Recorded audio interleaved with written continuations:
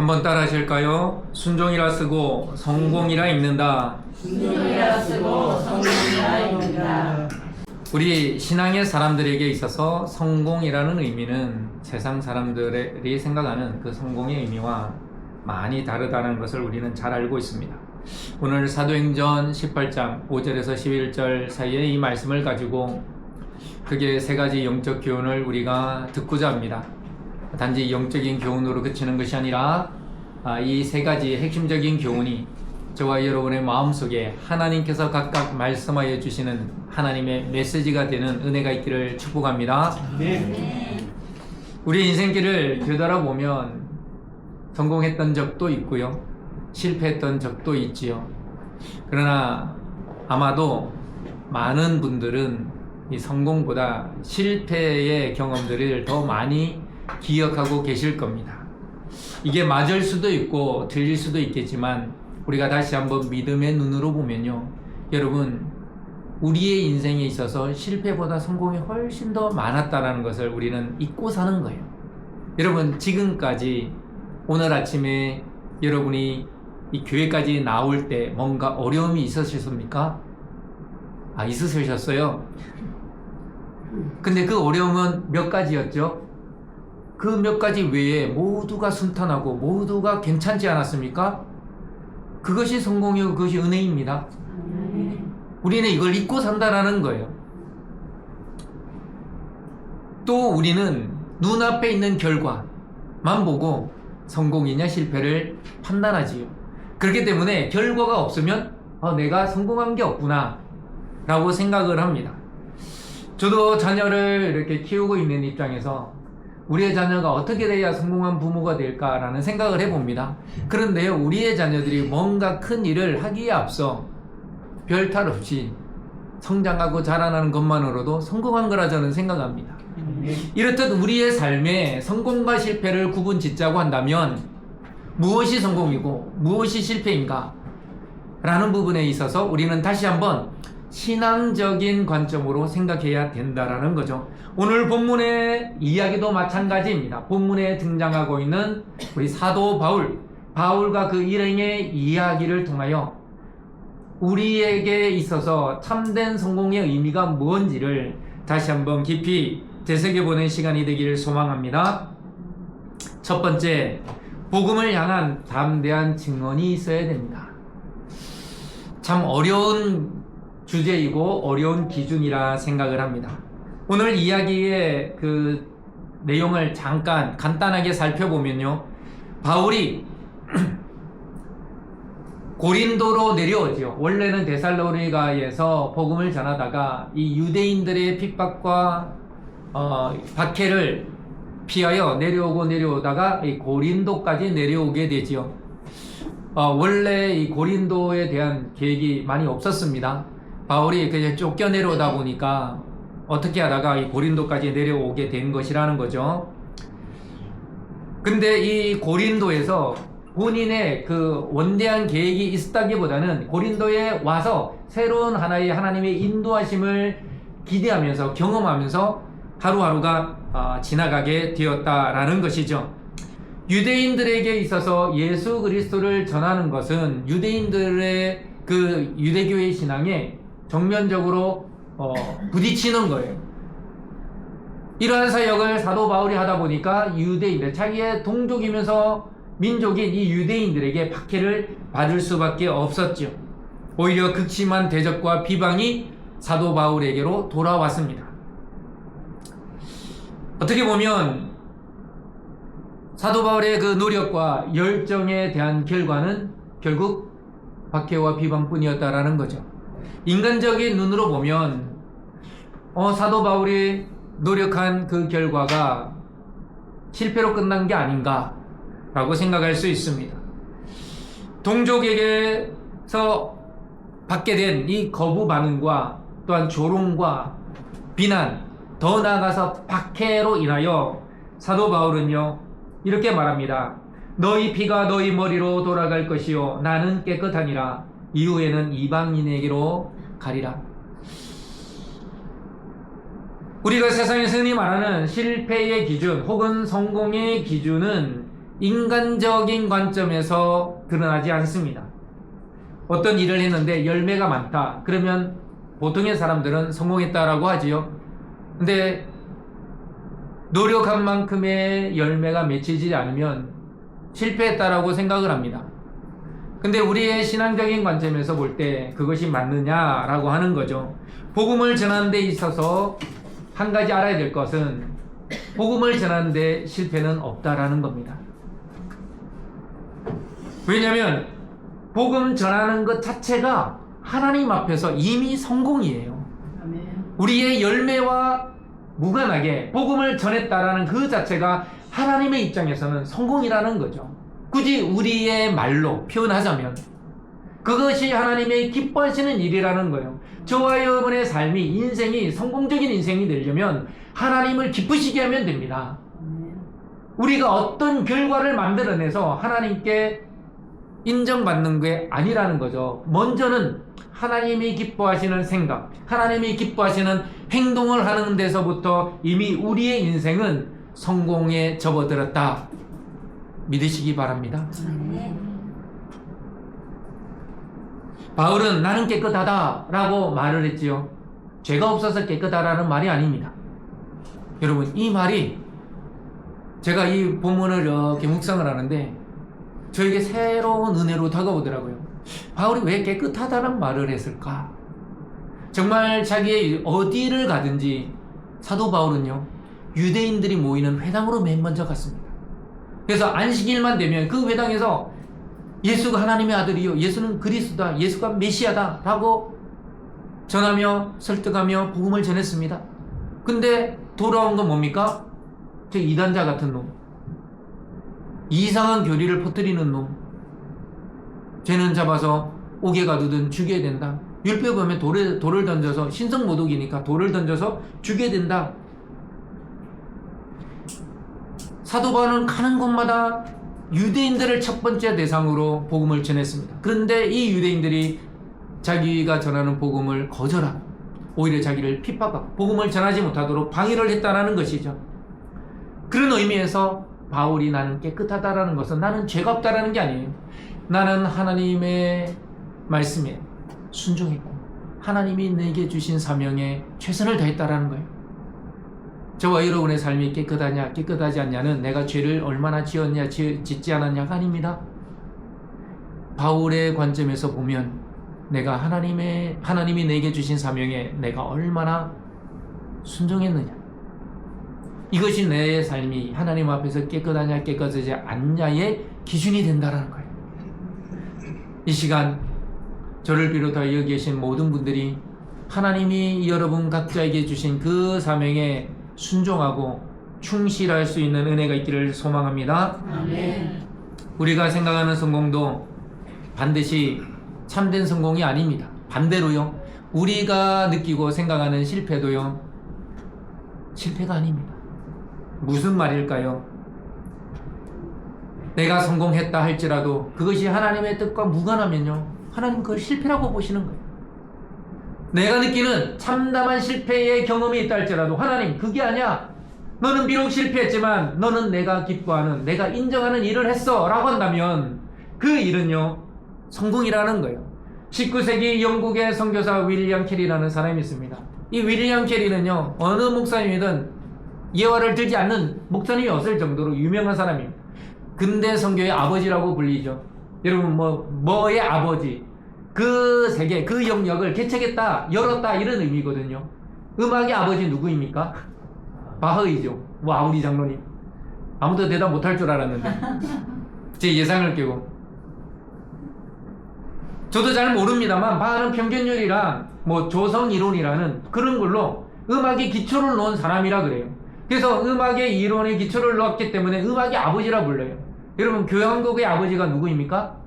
하이든입니다. 우리 전공하신 분들은 맞춰도 본전이에요.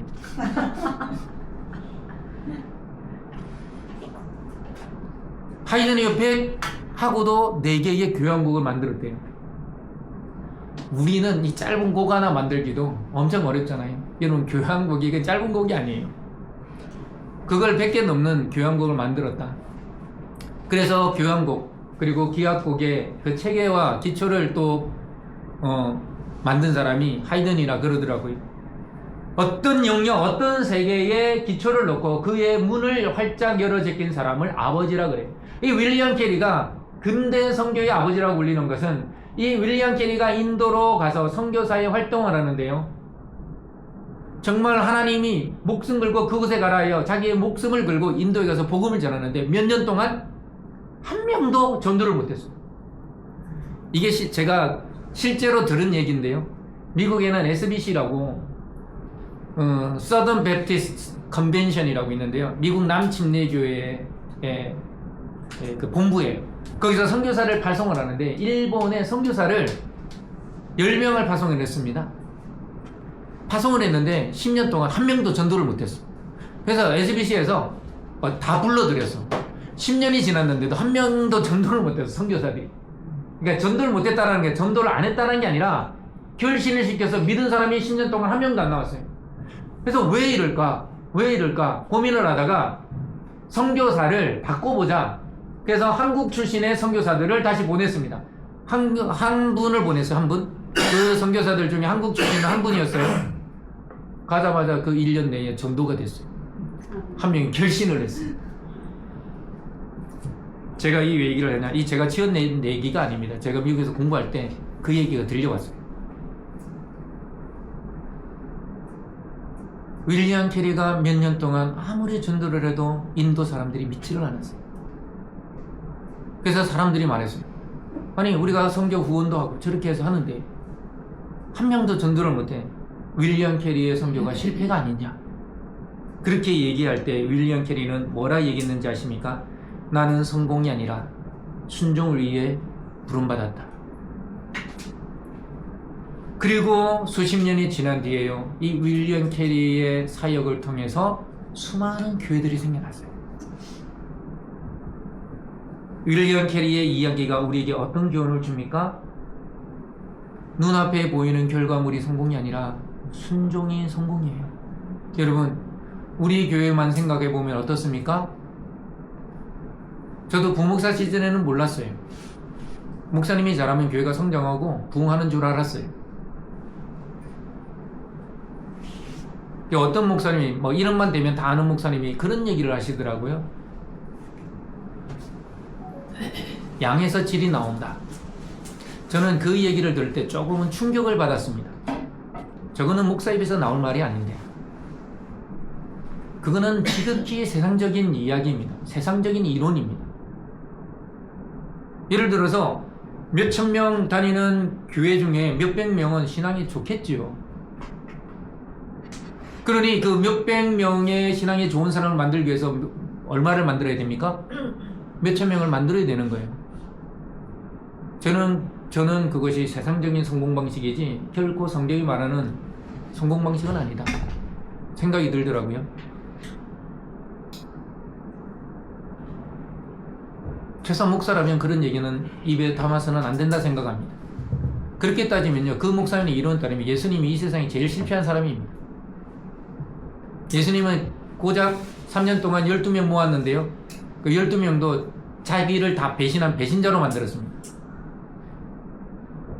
근데 그 배신자들을 누가 변화시켰죠? 성령님이 변화시켰어요. 그럼 예수님의 사역만 놓고 보면요, 예수님은 성공한 사람이 절대 아닙니다. 성공한 분이 아니죠.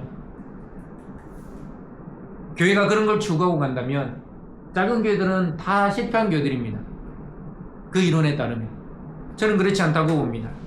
예수님의 관심은 늘 대중들에게 있었지만 그 대중들 속에 있는 한 영혼, 어린 양 한 마리에 있었다라는 거예요. 그 한 영혼 한 영혼이 얼마만큼 하나님의 백성, 하나님의 자녀로 살아가고 있는지에 관한 관심이 예수님께 있었다라는 거예요. 우리 교회가 얼마나 많은 성도들이 모이고 얼마나 많은 규모가 있고 얼마나 많은 예산을 만들어내는 그런 공동체인가에 관심이 없었다라는 거예요.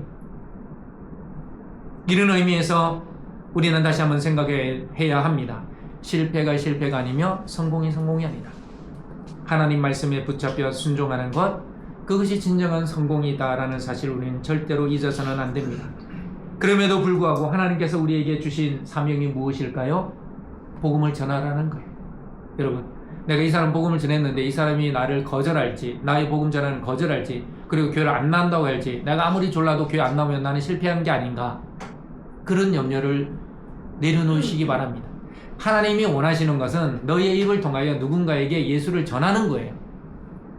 하나님이 저와 여러분에게 원하시는 것은 그거라는 거죠.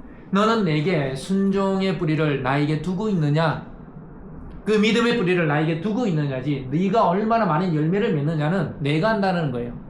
그래서 예수님이 요한복음 15장에 뭐라 그럽니까? 포도나무의 비유를 통하여 가지가 포도나무에 붙어 있으면 열매를 맺는다 그랬습니다. 네가 많은 열매를 맺으라가 아니에요. 붙어 있는 가지는 다 많은 열매를 맺게 되어 있는 거예요. 저와 여러분 하나님의 말씀에 순종하면요, 우리의 삶이 그 순종의 열매를 하나님이 맺게 하신다니까요. 내가 그 열매에 대한 고민을 할 필요가 없다라는 거죠. 그런 의미에서 우리가 복음을 전할 때 그런 염려를 할 필요가 없다는 거예요. 사도 바울이 복음을 가는 곳마다 전하다가 이걸 나중에 뒤늦게 깨닫습니다. 진정한 성공은 오직 하나님의 뜻 안에서 하나님의 말씀에 붙잡혀 있고 저와 여러분의 신앙의 뿌리가 말씀의 뿌리 내리는 것임을 믿으시기 바랍니다. 두 번째요, 새롭게 열리는 길입니다. 바울이 고린도에서 회당에 들어가서 막 복음을 전했죠. 그랬더니 유대인들이 막 들고 일어나서 막 바울을 막 박해하면서 비방하며 막 바울을 죽일 듯 그렇게 했습니다. 그래서 바울이 어떻게 하나요? 회당에서 쫓겨납니다. 회당에서 복음을 전하다가 회당에서 쫓겨났어요. 그러면 회당에서 복음을 전한 그 일이 성공이에요, 실패예요? 실패잖아요. 회당에서 거절을 당했습니다. 쫓겨났습니다. 바울의 입장에서. 그래서 바울이 화가 나서 뭐라 그럽니까? 이제 앞으로 너희들한테 내가 복음 안 전해. 난 이방인으로 갈 거야. 이게 바울의 생각이었습니다. 물론 이 모든 것들이 하나님의 계획 안에 있었죠. 이제는 바울이 더 이방인에게 복음을 전하는데 집중할 수 있도록 이런 사건을 하나님이 허락하신 거라 저는 믿습니다. 그런데 바울이 나 회당에서 이제 유대인들 안 봐 라고 등을 돌렸거든요. 근데 하나님은 바울을 어디로 보냈냐? 디도 유스도. 그 사람이 어디 옆에 살았죠? 회당 옆에 살았다 성경 기록하고 있습니다. 우리는 여기는 안 돼. 여기는 복음을 안 받아들여 라고 우리가 버려버렸던 그 장소에서 하나님은 새로운 역사를 이끌어 가시는 거예요. 이거는 우연이 아닙니다. 바울의 길이, 그 복음의 길이 막혔다라고 생각하는 그 길이요, 다시 말하면 저와 여러분이 버려버린 길. 이거는 안 돼. 저거는 안 돼. 이건 이래서 안 되고 저거는 저래서 안 되고. 근데 하나님은 그 길, 그 상황에서 새로운 길을 여신다라는 거예요. 여러분, 그렇기 때문에 함부로 단정 짓지 마세요. 함부로 절망하지 마세요. 여러분, 저와 여러분은요, 함부로 낙심하거나 함부로 절망할 고난이 없어요. 그건 하나님께 있는 줄 믿습니다. 인생의, 신앙인의 인생길은요, 이처럼 하나님이 인도하십니다. 바울이 알았겠어요? 그 디도 유스도라는 사람이 바로 회당 옆에 그 옆집에 사는 사람이 자기를 받아들일 거라는 생각을 단 1도 하지 않았습니다. 근데 하나님은 그가 실패했다는 그 장소 바로 옆에서 자기를 초청하는 디도 유스들을 만나게 하셨다라는 거예요. 이걸 다른 말로 바꿔보면요, 내가 실패했다 라는 바로 그곳, 그 장소가 하나님이 저와 여러분을 향한 신앙적인 성공의 길을 여는 곳임을 여러분 믿으시기 바랍니다. 인간적인 눈으로 보면요, 회당에서 쫓겨난 바울은 실패한 거죠. 회당의 전도가 실패한 겁니다. 근데 하나님은 그걸 실패로 보지 않는다라는 거예요. 여기서 우리가 한 가지 신앙의 관점, 뭐를 가져야 될까요? 나는 비록 내가 인간적으로 내 입장에서 실패를 경험할 수 있지요. 거절당할 수 있습니다. 그러나 하나님의 관점이 따로 있다는 생각을 우리 늘 해야 된다는 거예요. 내 생각이 전부라고 여겨지는 순간 우리의 길은요, 깜깜하고 막다른 골목이라는 거죠. 제가 어떤 장로님의 그 간증을 읽은 적이 있는데요, 이 장로님이 아주 젊었을 때 거대한 고부를 안고 미국에 유학을 갔습니다. 홀로 유학을 갔죠. 가가지고 막 그곳에서 공부를 하는데 자기와 이 생각이 너무 다른 거예요. 미국 오면 뭐든지 다 풀릴 것 같고 잘 될 것 같고 그랬는데 좀 온도를 내려주세요. 그렇게 생각을 했는데 자기가 상상하지 못했던 어려움들이 너무 많은 거예요. 학비도 자기가 감당할 줄 알았는데 감당이 안 되는 거예요. 그래서 이분이 그래도 나름대로 신앙이 있어서 힘들 때마다 어디로 가야 되지 하다가 교회를 갔어요. 교회 가서 기도하고 예배도 그렇게 막 착실하게 잘 안 나갔는데 하나님이 도와주셔야 될 것 같은 거야. 그러니까 하나님께 잘 보이려면 주일 예배를 나가야 될 것 같아요. 그래서 주일 예배에 더 잘 나가고 그렇게 막 기도하다 보니까 자기는 울 생각이 없었는데 눈물 뚝뚝 흘러가면서 기도를 하게 되는 자기의 모습을 발견하게 된 거죠. 근데 그렇게 하다가 그 교회에서 자매를 만났는데 평생의 반려자 자기 아내를 만난 거예요. 시간이 지나고 난 다음에 인생을 돌아보니까 그 장로님의 고백이 뭐냐면 내가 그 지난날 참으로 어렵고 역경의 순간이었고 고난의 순간이었던 그 모든 내가 막혔다라고 길이 없다라고 깜깜하다고 생각했던 그 순간들에 하나님은 자기의 길을 열고 계셨다라는 것을 나중에 장로가 되었어야 깨닫게 되었다라는 거예요. 그러면서 이 장로님이 이런 말을 했습니다. 인생길에서 문이 닫히고 실패하는 것 같지만 돌아보니 하나님께서 제 삶에 닫힌 길을 열고 계셨습니다. 실패는 실패가 아니고 길이 막힌 것이 아니라 다른 길이 열리고 있었습니다. 여러분, 오늘 이 말씀이 이 장로님의 간증이 아니라 저와 여러분의 간증 되기를 소망합니다. 시편 37편 23편에 이런 말씀이 있습니다. 우리 다 함께 읽으실까요? 시작. 여호와께서 사람의 걸음을 정하시고 그 일을 기뻐하시나니. 아멘. 신앙인의 삶은요 하나님의 손 안에 있습니다. 우리의 눈앞에 보이는 환경이 아니라 하나님을 바라봐야 되지요. 여러분, 이것이 우리에게 의무처럼 느껴지시나요? 아닙니다. 환경이 아니라 하나님을 바라봐야 된다 이러면 목사님 늘 하시던 말씀 또 하시네. 여러분, 의무로 받아들이시면 안 돼요. 이게 여러분의 특권입니다. 믿지 않는 자들은 하나님을 바라보고 싶어도 바라볼 수가 없어요. 근데 저와 여러분은 하나님을 믿기 때문에 하나님을 바라볼 수 있는 거예요. 왜요? 저와 여러분 하나님의 백성이요 자녀이기 때문에 그래요. 결국 신앙인의 특권임을 믿고 우리는 환경을 바라볼 것이 아니라 하나님을 바라봐야 되는 줄 믿으시기 바랍니다. 마지막 세 번째, 두려움을 이기는 비결이 어디에 있냐? 밤의 환상에 바울에게 하나님은 이렇게 말씀하십니다. 9절입니다. 우리 한번 읽겠습니다. 시작. 내가 너와 함께 있으면 어떤 사람도 너를 대적하여 이렇게 할 자가 없을 것이니 이는 성중에 내 백성이 많으리라. 아멘. 오늘 이 말씀을 보면 바울이 그 실패를 경험하고 난 다음에 다시 자기 숙소로 돌아와서 얼마나 곱씹고 또 곱씹었겠습니까? 내가 이렇게 열심히 했는데 나는 진짜 목숨을 걸고 어떤 위협이 닥칠지 아무도 모르는 거잖아요. 그런 위험 속에서 내가 복음을 그렇게 목이 터져라 외쳤는데 왜 결과가 이 모양일까? 그런 생각을 했을 겁니다. 근데 그때 하나님이 뭐라 말씀하시냐? 두려워하지 말며 침묵하지 말고 말하라. 지금까지 말 안 했나요? 말했습니다.